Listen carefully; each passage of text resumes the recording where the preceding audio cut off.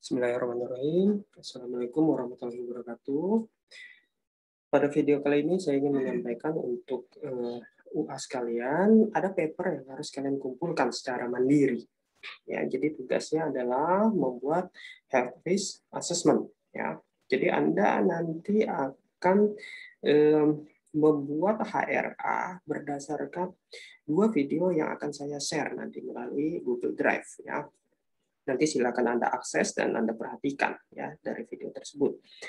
Kemudian buat laporan makalah dalam bentuk Word ya atau PDF.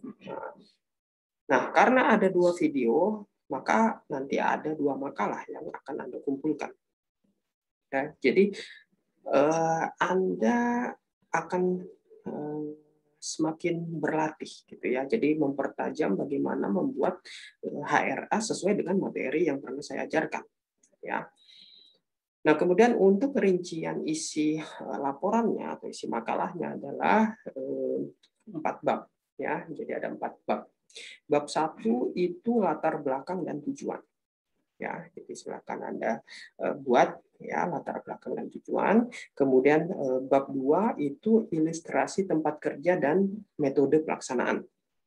Ya, nanti Anda subkan lagi jadi identifikasi hazard ya, health risk assessment dan program pelayanan kesehatan kerja. Ya, ini sesuai dengan prioritas hazardnya. Jadi ambil hazard tertinggi.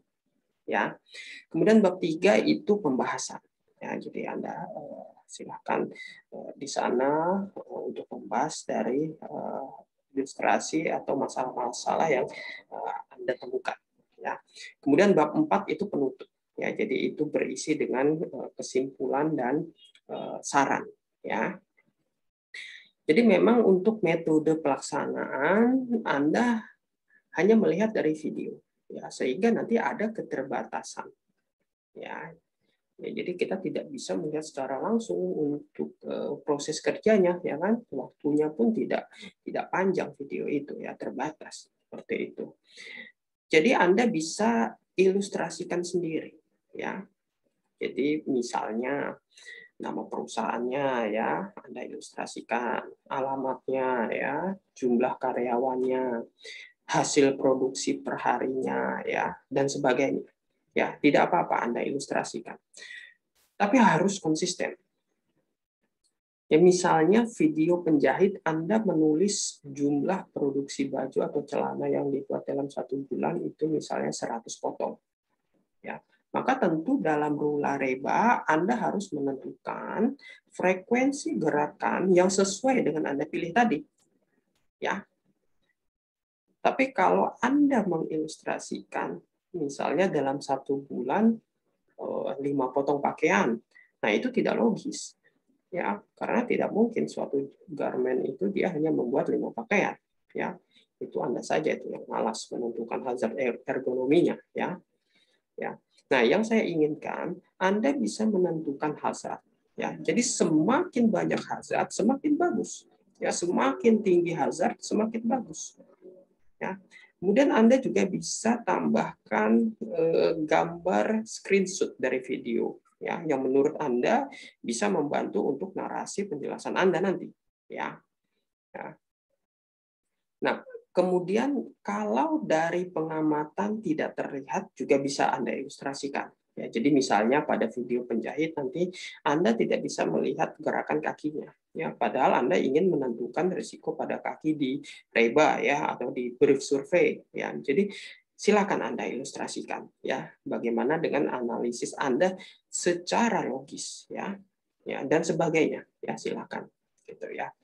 Nah, ini contoh ya. Ya, jadi bisa saja nanti dari hasil analisis matriks Anda ternyata bahaya fisika cahaya ya, atau bahaya kimia ya, atau bahaya psikososial yang tinggi. Gitu. Ya, ini tergantung dengan ilustrasi Anda nanti. Ya, nah untuk subbab program pelayanan kesehatan kerja itu silahkan Anda buat satu saja.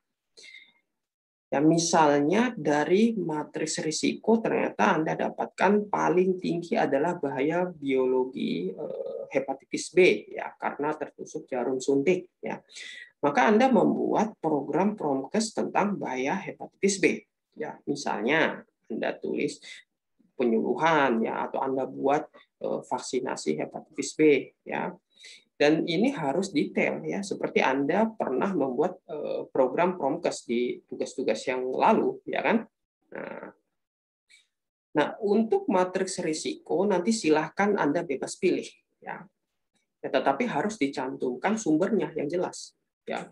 Misalnya Anda memilih matriks risiko dari ICO ya, atau dari ANZI ya, atau dari Kemenkes ya, atau apa saja ya.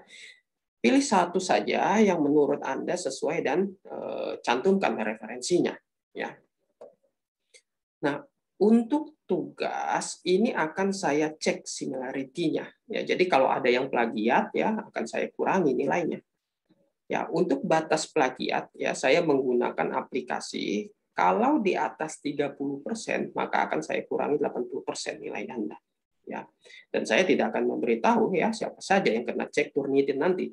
Ya, jadi nilai UAS nanti langsung apa adanya. Ya. Ya, untuk semester ini ya tidak ada permintaan tugas tambahan ya, karena kesibukan saya. Ya. Saya susah untuk membuat soal dan mengoreksinya nanti. Ya. Karena masa input nilai itu biasanya dia hanya 1 minggu dari setelah UAS. Ya. Jadi kerjakan sungguh-sungguh, hanya ini kesempatan Anda. Ya, jangan ada pengalaman nanti nangis-nangis nanti minta perbaikan nilai ya karena tidak mengerjakan tugas atau plagiat ya seperti kakak tingkat Anda. Jadi nilai apa adanya. Ya. Untuk pengumpulan 2 file UAS ini nanti paling lambat tanggal 4 Juli ya, pukul 16.00 WITA. Ya, nanti akan saya buat di e-learning Uniba. Jadi silakan Anda upload nanti ya. Oke ya, kalau ada pertanyaan nanti bisa dikumpulkan ke koordinator mata kuliah Anda.